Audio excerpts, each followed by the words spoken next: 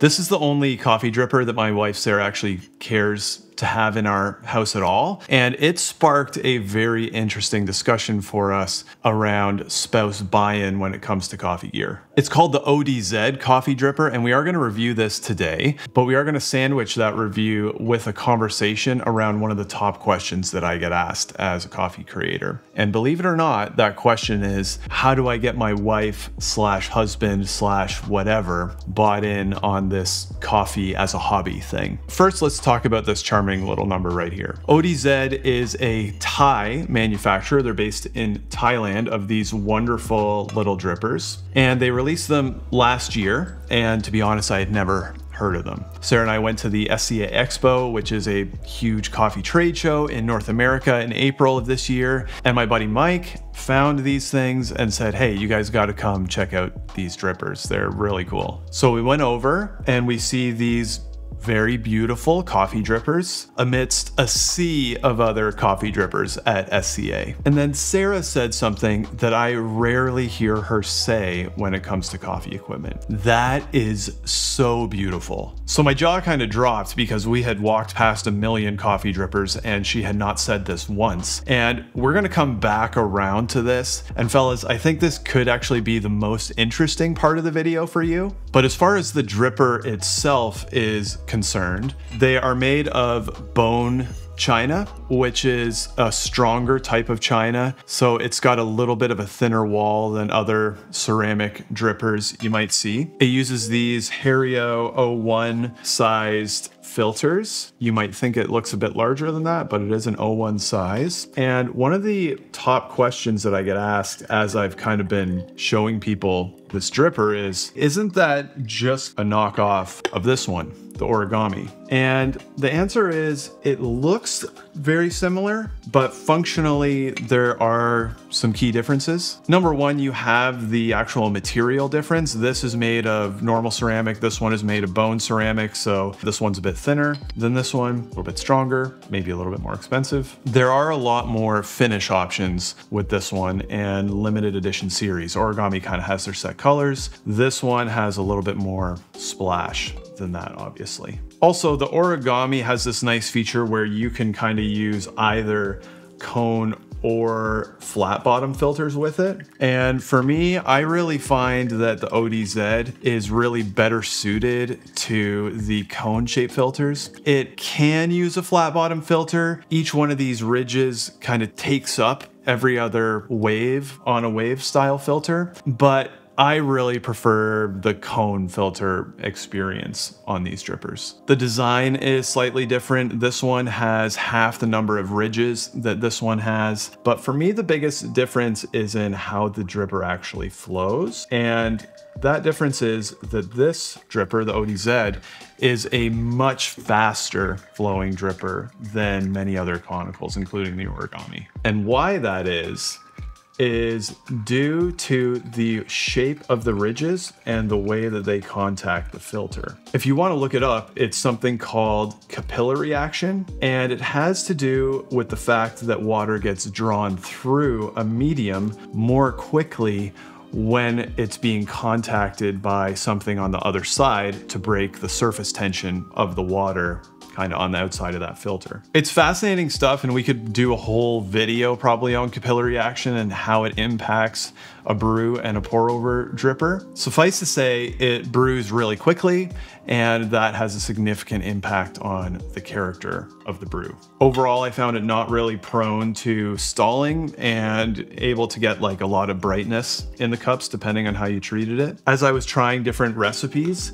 I didn't really have any issues with it under extracting because of that fast flow. All the extractions came in right exactly where you would expect, and the cups,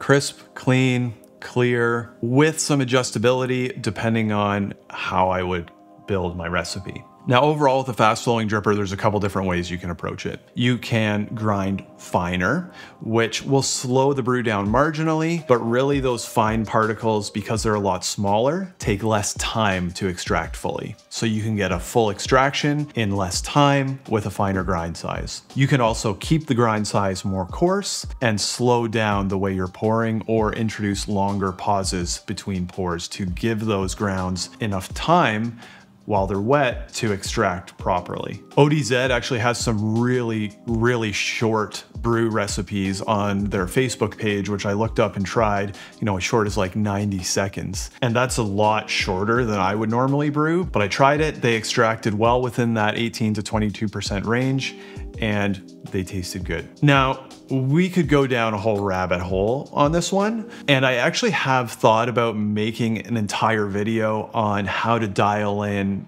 any pour over dripper, regardless on how it's flowing. I'm not gonna talk about that here, but if that's something that you would love to watch, let me know in the comments and I can put it on the list for you. If you have one of these and you wanna know some of the recipes that I had the best results with, I'm gonna drop a couple different ones down in the description that will kind of give you a bit of a spectrum that you can try. What I will say is that by tweaking the brew recipe, grind, pours, all of that, I can move it from a very crisp, clear acidity to a more sweeter, more complex acidity. And once I got my bearings with the dripper, the cups were consistently enjoyable. Now, I will say, because of that fast flow and that range that you have to adjust your brews, if you're just starting out, it may not be the best option because it does require a little bit of a different approach to brew with it than something like a V60, which when you're reading online about pour over, most of the stuff that you're gonna come across is gonna be in light of that dripper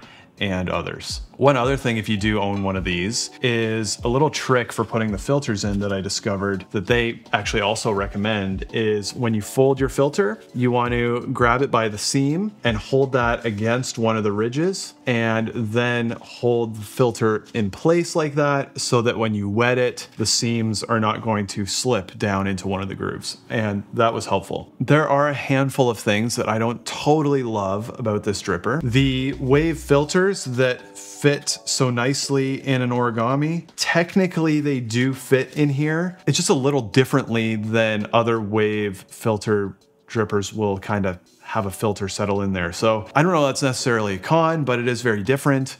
And I preferred the cone filter experience with these for sure. As I said, that fast flow rate really does take a minute to kind of recalibrate yourself to. It really does take a bit of a different mindset and approach as a dripper. And one other thing that is a little bit of a negative is they're actually a little tricky to buy. I asked ODZ if somebody in North America is trying to get one of these, where do they go? Because you don't get a chance to go to a SCA trade show all the time. And they said, just have them DM us, which that's a little unusual if you're a consumer trying to buy something. Now, they are looking for North American distributors. They don't have them right now. I also was able to find one on Squeaky Coffee's site. Wonderful people. They were right next to ODZ. They do all these neat little accessories, so you can buy them there too. But the premium price combined with being a little tricky to buy, at least in North America, that is a little bit of a con too. But they are really beautiful. And when we were at SCA, like these drippers, they really do stand out. And that brings me back to the conversation that really made me want to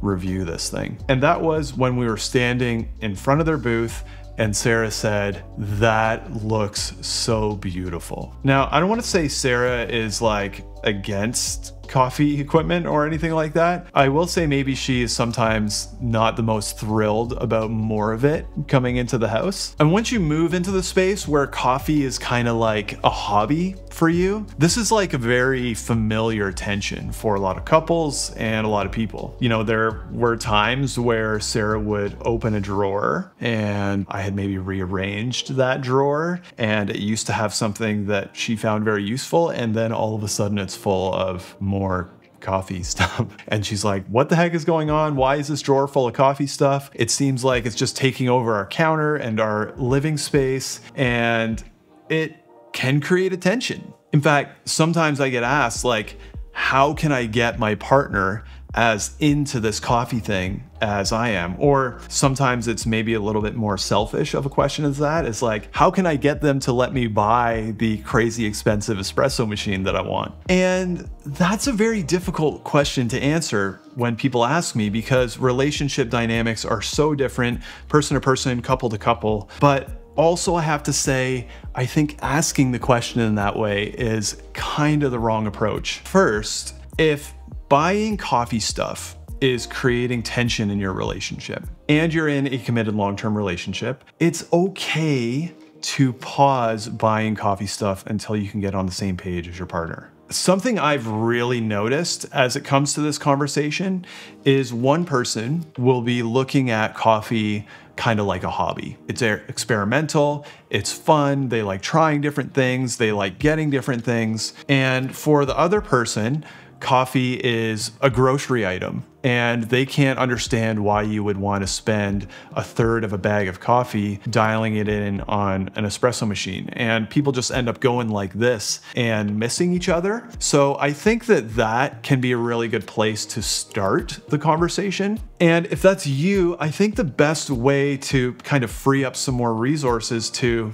have fun with this hobby is not to figure out how to get around your partner, but how to bring your partner into that conversation. Sarah and I both have hobbies. We talk about them. We support each other in them. We set aside financial and time resources and physical space resources to be able to pursue our hobbies. And we decide all of those things ahead of making any kind of purchase, even if it's as simple as an expensive coffee dripper. Now, I almost made this section of the video way longer, and as Sarah and I got into talking about it, we really decided like this is a pretty rich conversation that could be very helpful. So we're actually going to do a whole separate video about this where the two of us sit down and we talk about how we have navigated this dynamic where there's one coffee crazy fanatic in the house and another person who's maybe a little bit more reserved, maybe not as quite into it, but along for the ride. So that video is going to be coming along shortly as well. The most important part of the conversation for us is deciding on what those priorities are ahead of time, and then open conversation around our spending and what's important to us. Spoiler alert, sometimes what matters to us is not the same thing. She loved this dripper because it was beautiful, and when it's sitting there in our cabinet, I don't even need to brew with it. She just likes looking at it, and that's fine. It also happens to brew very nicely. We didn't know that when we bought it. I quite enjoy using it. It's a great fit, even though we both enjoy it for maybe different reasons.